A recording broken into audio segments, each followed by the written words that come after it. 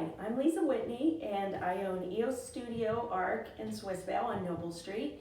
And I've been doing this here for about, I think, 5 years.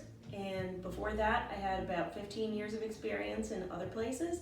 And this is Taylor, so Taylor can talk about herself a little. Hi, I'm Taylor Tomman. I recently finished my sophomore year of architecture in University of Detroit Mercy, and I am currently interning here at EOS Studios.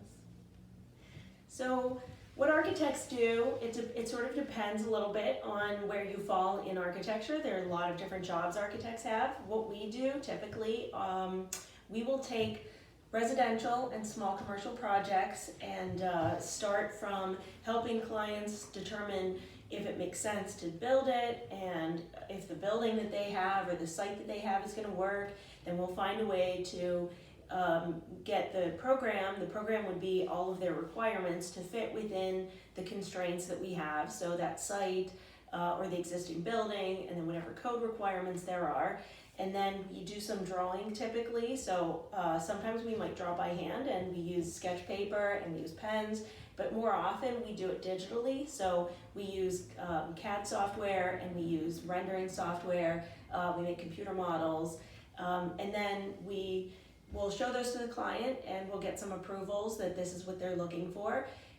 We'll complete construction drawings, we'll submit them to the municipality for review, and then once it's approved, we get a building permit and we can move ahead and start construction. So at that point, it's mostly the contractor doing the work, but we will check in and answer questions and things.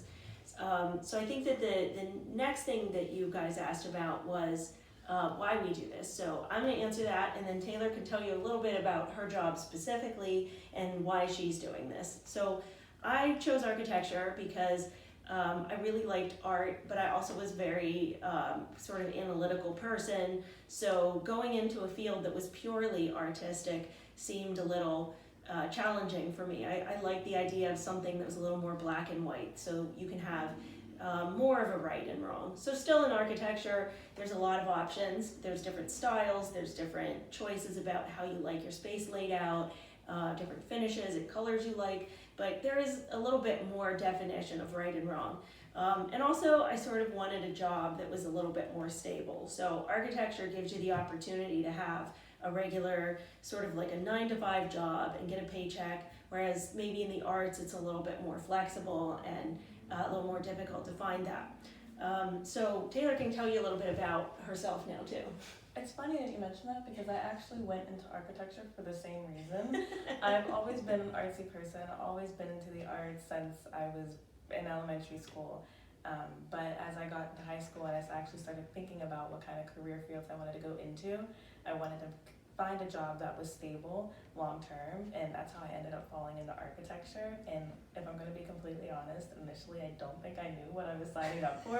It is a lot more intricate and detailed than I thought it was, but that's something that I realized I liked about the field, and that's why I decided to major in it when I went to college. So that's why I chose architecture. So here, what we're doing right now, we have a lot of new construction going on. We've got a lot of houses. Pittsburgh had sort of an older housing stock.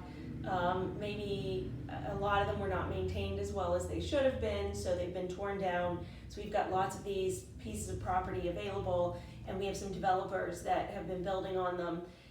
So a lot of what we've been doing has been new construction drawings for new houses. But Taylor's actually working on one now that's a house that was still in pretty decent shape, so we're renovating it.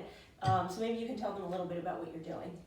Yeah, the house that we're renovating on Butler Street, where it's originally probably a storefront house. It was probably a store originally, but now what we're doing is we're renovating it to create 2 apartments.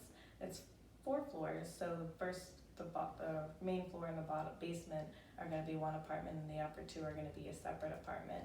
It'll be nice to overlook the lake view that we have over there. Yeah, I agree. So we're right now using mostly AutoCAD to do some drawings, and we were just, when you came in, sitting back there with some sketch paper because there were some things that didn't really work out the way that we wanted them to. You know, toilets aren't fitting exactly how we hoped. So rather than go back into the computer and keep trying it that way, sometimes it makes sense to just pull out the old-fashioned paper and draw on top of what we have till we come up with an answer. So once we kind of figure out that stuff, depending on the project, we would then pull it into a modeling software and we would create computer models to show the client what the space looks like. So in this case, we probably won't do that for the interior, but the exterior is pretty important to him. So I think we're gonna do a computer model that shows what the front's gonna look like on Butler Street once we're done. So that's basically what we do. So here we had a house in Morningside that was pretty large, but needed to be enlarged in order to accommodate current living. You know, we like to have a lot of additional spaces. We like to have a family room in addition to, you know, a more formal living room sometimes. We like to have a big open kitchen, more bedrooms, a home office, you know, so there are a lot of other things that people like in their residences. So the original house is the bigger gabled roof part you see in the back here, and then we put this addition coming out in the front of the street. So this is actually on Butler, but in Morningside instead of in Lawrenceville. And we were thinking of trying to put a parking pad in this area that we've kind of left open so that the main door can either be the one sort of on the side back there, or the one in the front right here with the little balcony above it. And this owner really wanted to take full advantage of the amount of property he had and be able to expand, you know, in a way that made it a little bit more functional. And you know, he was more interested in what people were looking for in a house right now. So it's actually on the market. He was a developer. He's finishing it and he's trying to sell it. I think it has 4 or 5 bedrooms. It's a pretty big house. And, you know, so our part in this was to kind of guide him. He knew what he wanted. He had a lot of photographs of the style he liked, and he knew how many bedrooms he wanted. He knew how many living rooms, family rooms, the open kitchen, you know, all of the things he wanted. He had as a list. So he gave us his list of sort of ideas, and then we were able to take that and develop this computer model of what the outside looks like, floor plans of what the interior looks like, and then we also had to do some work with zoning, because when you have an addition, you have to get zoning approval too. So we had to go through the zoning department at the city of Pittsburgh and have some approvals to be able to put the addition on. And then we developed the construction drawings for this. We got them a building permit, and since they've just had it under construction. So we don't have any interior photographs yet, but you can drive past this. If you happen to be in Morningside going into Lawrenceville and Butler, you'll see it. If you're going towards Lawrenceville, it'll be on your left-hand side. So this is what a set of construction drawings are going to look like. First, we start in AutoCAD, and we develop the existing conditions drawings if there are any. So here there was an existing house, and then once we have that, we develop the rest of the drawings, starting with the walls of the new construction. We like to add furniture in our drawings, so it's probably hard to see, but you will see there's some furniture in there, there's some plumbing fixtures in there, and it gives everybody a sense of how much space you have to be able to space plan. You know, like if we draw a bedroom and we show a twin bed in that bedroom, you really don't have any sense of whether a king bed can fit in there or not. So we try to draw these in a way that gives you a sense of really what fits, how much space you have. So what you're seeing here is kind of crazy and confusing, because you're looking at all of the layers of information that a contractor needs to build this. So we have these, and this is all drawn in what we call model space in AutoCAD. And then we have sheets laid out. So if we go to the sheets, you can see this is what we would actually show to the contractors and the plans reviewers and the client. So this is the cover page. When we can, we like to put site information on there. The final renderings were a little different from what we showed you before.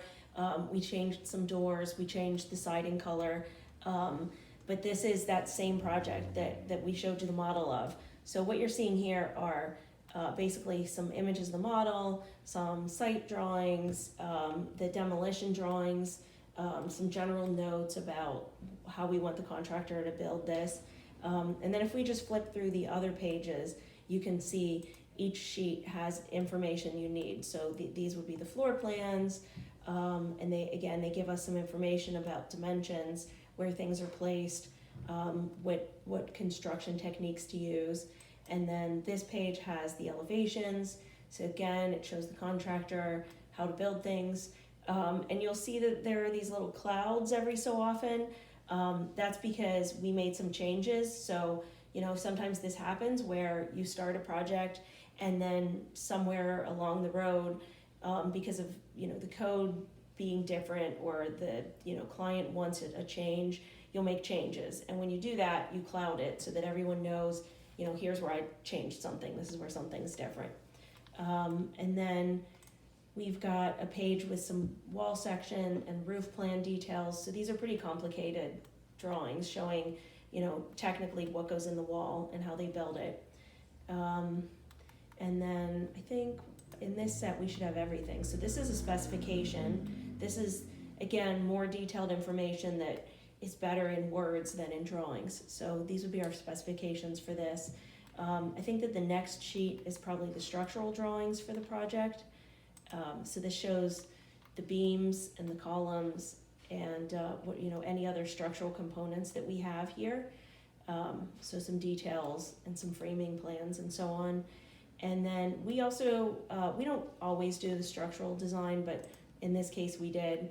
And on this page, it's probably really hard to see because it's yellow, but we're showing the lighting, the light fixtures and the switching. And we're also showing where we place the outlets in the space so that, again, the electrician knows how to lay all that stuff out for us. So we would just take this and we would submit it to the city, and they would review it and they would come back with comments. And then once they're satisfied that we're meeting all the building codes and everything's going to be built structurally sound and energy efficient, they give us a building permit and the contractor gets started. So that's what's happening now. Thank you very much, Taylor. Thank you very much, Lisa. Thanks.